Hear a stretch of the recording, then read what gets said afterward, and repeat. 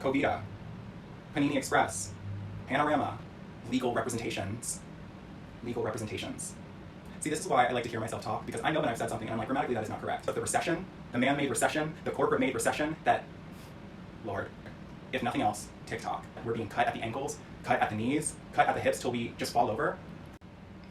Hi guys, it's Jrdn, and welcome to my channel. This is my episode 2. I'm a little excited. I know you're probably excited too, to see my face. If you're rocking with me, you're rocking with me. If you're rolling with me, here we go. A little cheesy, but very my style. I wore this neck scarf. It's like a circle scarf, like gator type situation, just for some visual interest. So here we go, let's get started, and we're doing the thing.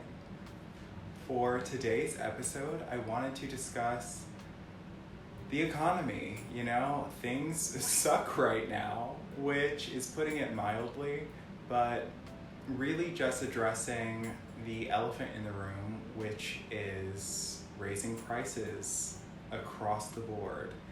And so let's add context right now. And we're getting to know each other. So sit back, relax, and enjoy yourself, because I am, and I'm giddy, like cartoonish, like we're doing the thing. But I live in New York, and so already the cost of living is expensive, but really where I noticed it was food. So I mentioned in my previous video, I'm gluten intolerant, so I get it. Some people are into that, some people think it's a preference, some people think it's fake. It has not been fake in my life. When I say the number of symptoms, which was basically a list that were alleviated when I made the switch and committed, I had no idea quality of life could be this way, and I'm 27, and so being on the other side, it's like having a new lease on life, the amount of energy, and again, things like bloating, lethargy, just well-being, mental stability, emotional well-being as well. I mean, you'd be surprised how like those little things are affected by something like eating, which is really the fuel that we need to keep going. But not this conversation. We're talking about the economy. I'm in New York. I like food. Prices are too expensive. And, you know, initially you kind of ease yourself in thinking, okay, well, food can be $20, sure. But then slowly and steadily you notice, okay, 20 is really 22, which in my mind, because you want to be considerate of yourself and give yourself like a level of distance with your mental health and prices and food and things of that nature. 22, okay, round down. 25, you know, kind of like, ooh, okay. Then when that bill starts creeping into 30, at least in my life, I had that realization where something is not right. And that's inflation. And like I said, I'm a performer. I'm not making big bucks right now. I'm gonna claim it right now. I will be big. I will be big. We are falling in love with each other. We are doing the thing. I believe in myself, and every other person has been asking me to have a talk show, have a YouTube channel for so long that, and it's something that I've wanted as well, but you have to amp yourself there to commit and do the thing, and also just believe in yourself, because it's what we all deserve, and we all have those nagging voices, and if you don't fight against that and know where you stand in this life, and your dreams deserve to be actualized because they're there for a reason, and ignoring your dreams is ignoring an aspect of yourself and disenfranchising yourself from your literal potential, your possibility, your greatness. And so it's just not anything that I would recommend. Stay true to yourself. But in this economy, you know, it's interesting, because staying true to yourself could actually be the message that I want to give, which would be conscious thinking, conscious choices, evaluating what you intake, what you support, and really standing by wanting to contribute in a way that meets your needs and doesn't feel like on the other end, which is really the larger question. You know, these larger companies or the government or inflation getting over on you. And I think the most direct way we can fight back is making those little incremental choices throughout our day and our day-to-day to elevate what we like, what's going to be fuel for us, what's going to benefit us, and moving beyond, you know, whether that's, you know, reestablishing what health is going to look like for you in terms of the way you like to eat right now versus what's going to be better and how can that be cost effective, whether that's frozen food, whether that's diversifying your cuisine, whether that's fruit and veggies. I'm not a dietitian, I want to point that out right now, but in my own life, I've been able to make some amazing strides, really in a 2-year period, to change my life around. And the way I live now is completely different than the way I viewed life for 20 plus years, is what I'll say. And I've always had the privilege to be healthy. You know, I was an athlete as well. I'm still an athlete. Like, I dance, I sing, I act, you know, those are things that use the body. But I was a martial artist, I was a swimmer, competitively in both of those fields, you know. I've got a diverse background is what I'll say. But getting back to the economy and inflation and prices, you know, everyone has to make their profit in order to sustain themselves. And I think when I say that, I'm referencing small business, but you see it really everywhere, even in larger corporations that are cutting their bottom line to increase their profits overall. And, you know, this recession that we're actually living in right now, currently, is all fake because they're pushing a narrative that people don't want to work, and we're still under the effects of COVID, which we are. Technically, we're still in the Panini, Panda Express, Panorama. You get what I'm saying. I mean, nothing changed, but during that time, these corporations, outside of even the PPP loans, you know, were able to take advantage of needing to stay afloat and having that government assistance. And that didn't change because they made more money. They made more money off of us, off of our suffering. Like, I wish it wasn't as comical as it is depressing.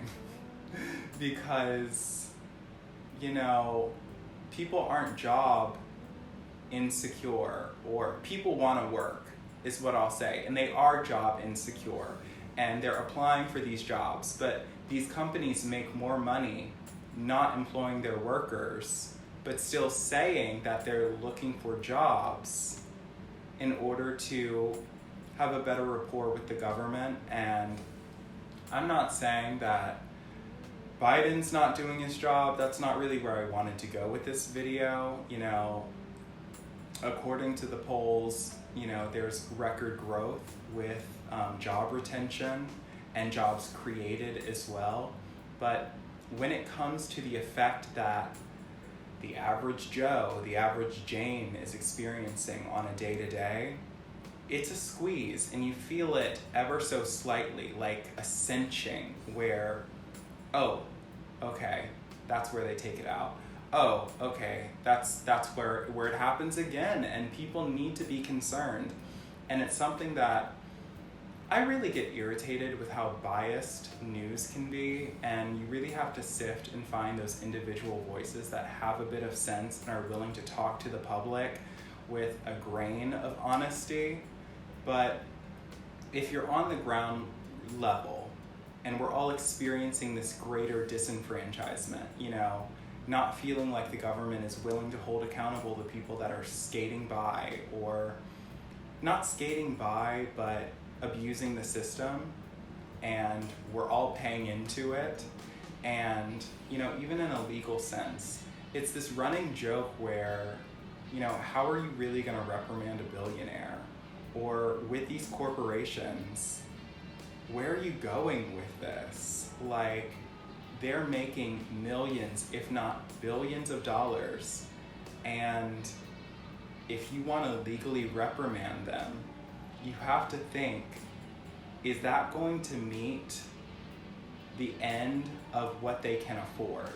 Like, if you sue them, if you fine them, will that meet their bottom line and they'll just continue to do the exact same thing? You know, it kind of goes hand in hand with, you know, the Amazon strikes that are happening, that are getting no publicity, but very proud of them. And the UPS strikes that are happening because these people are working in conditions that are inhumane. They are cooking in cars and working essentially in slave labor camps, allegedly, in my opinion, you know, where there are no real breaks and they're working around the clock to fulfill a need that's not actually even happening. You know, I have Amazon Prime, but sometimes, not even sometimes, I know half of those deliveries, and I really haven't ordered anything from Amazon in a few months now because I realized that next day delivery isn't real. There will be a delay, and they know it, and I actually even think there's a suit about it. But the way that we can combat that is changing the way that we choose to live. And that's not easy, and it has levels of self-awareness that become a requirement, and having a spirit of introspection to view yourself as a higher being and willing to make choices that are difficult. You know, in a perfect world, I think the American dream would exist in that aspect where we're living and get to enjoy life with a free level of thought that doesn't require extending ourselves outside of, you know, our dreams or our motivations to be our best selves, or building, which is really what I think America sells itself as. You know, you're building the capital in order to sustain a life that you can enjoy and rise above, but that just doesn't exist. It's a fallacy. You know, I'm not saying that people, if they work hard, can't create something for themselves or establish a living, but people aren't even being paid a living wage, and that's becoming this rhetoric on a particular aisle that, you know, it's not deserved for them. You know, these jobs don't deserve to be paid a living wage, and that's ridiculous. Everyone deserves to live. I think it's incredulous the way America abuses its homeless population or its veteran population, and there's these broken promises that just become the regular of what should be expected in America. But then it goes up against this vision of how we view and talk about America, or its propaganda, where we accept immigrants and we help everyone and we want to be the leaders of the world. I think that both of those things are true, but both of them aren't happening. And the people that are claiming that this is what we stand for, a lot of times have their own agenda. And so as a citizen, as someone that's a young person and building themselves to be able to sustain themselves in a way that I see a future for myself, period. It's scary, you know. I think Covida,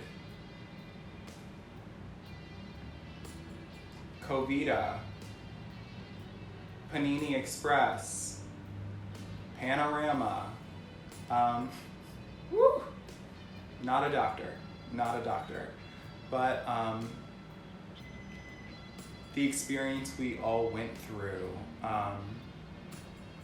it showed a lot of vulnerability in regards to what our government is willing to do for corporations in terms of forgiving large-scale expenses, but what they won't do for our education system, while also going back and then wanting to police how our educational system responds to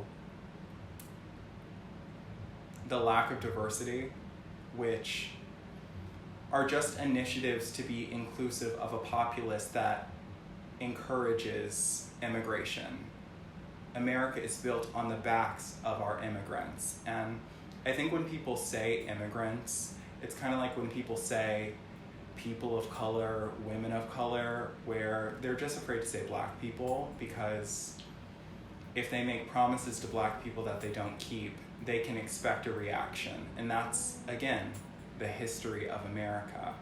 But, you know, if you're not white or white adjacent, then you're not going to be benefiting from those privileges that, you know, if you still want to believe that trickle-down economics are a thing, I'm not going to hold you by your feet.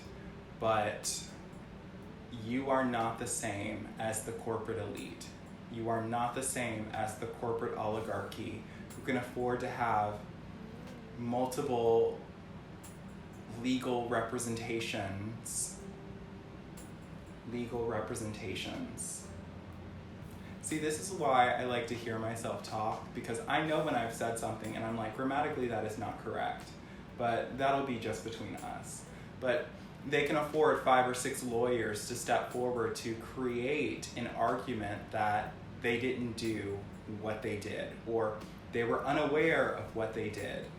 And we're all just being squeezed and losing hope in a way that is un-American, because we deserve to riot, but our police is becoming the military and not policing their own bias, and there's no way to actually sue police officers in a way that matters because they can just get a job in another state. You have to think in 2023, where does the line stop? Where will we draw the line in the sand where enough is enough, and we're not existing in the 60s where there's a dissonance or a level of ignorance that we're just going to abide by because the technology is here. We have a majority populace that has a level of education and is not willing to fall for the stunts that people that are representing us are, you know, holding us to, playing us by, because they're making sure that they're safe, but we for sure are not. And so voting will not be the only answer, is the reality. But in terms of the recession, the man-made recession, the corporate-made recession that we're all experiencing the brunt of, and having to imagine a world where we can do better otherwise, because the reality is either they're going to come to their senses, and I say there as in the corporate elite, the people that are creating the imbalance that, you know, how are we going to go through a recession and they're still having record profit? That's never happened in the history of America. And lest we even step into another Great Depression, which, you know, America really does have a huge involvement in the world economy. And if we're going to be dragging other countries into this as well, there needs to be a level of consciousness, at least financially, where this can't keep going because it will crash the country. And I'm not even talking about the economy at that point. I mean, the very basis of America is being shaken by a group of people that don't understand that, Lord, y'all are gonna enjoy this. And TikTok is what I'll say. If nothing else, TikTok. The ants will always outnumber the grasshoppers. And investing in your wellness and the possibility that comes with choosing everything and not falling into a mindset where you go on autopilot and you just do, because sometimes you need that expression, you need that escapism, but treating yourself better, choice by choice, in a way that is both healthy and reflects financially not feeding into a system that is gouging you intentionally, is the only way we're going to move outside of this. And it's scary. You know, I can say I'm scared, but do I have faith? Do I have belief? Do I have grain by grain, step by step, the evidence to show that I'm making those changes in my life? Yes. But the future is not defined, but we will define it by our choices every day. And that only comes by doing better. I'm not saying I'm a professional, but I'm someone with an opinion, and I connect with others, and I believe in the collective consciousness that we are not blind to what is happening, but continuing cycles that are unhealthy and financially bleeding ourselves, knowing that we're being cut at the ankles, cut at the knees, cut at the hips till we just fall over, it's unacceptable. And they know it's unacceptable, but they're going to do it as long as they can to get the profits that they need until someone literally stops them. And maybe we can't riot like France, or maybe we can. You know, we have different risks than them. But choice is a beautifully powerful thing that stings. And they feel it. They feel it when you're not spending money the way that you need to spend money. So they try to force you to spend money. It's just the way it is. I want to say thank you. Thank you for watching this video. Obviously I'm new. Obviously we're establishing the vibes. I love it. Like and comment this video. Get a Discord, get a dialogue going. If you resonate with me, show the love. It will be appreciated. We all have our own problems, but we deserve an undertaking. We deserve to fulfill ourselves. And this is something that I've wanted to do for a minute. And so I'm not holding back. Maybe I'm a little goofy. Maybe I want to laugh. Maybe I want to add my metaphors in there, but we're doing it together. And so I'll say it again. Thank you for watching, and looking forward to the next video. Have a great day.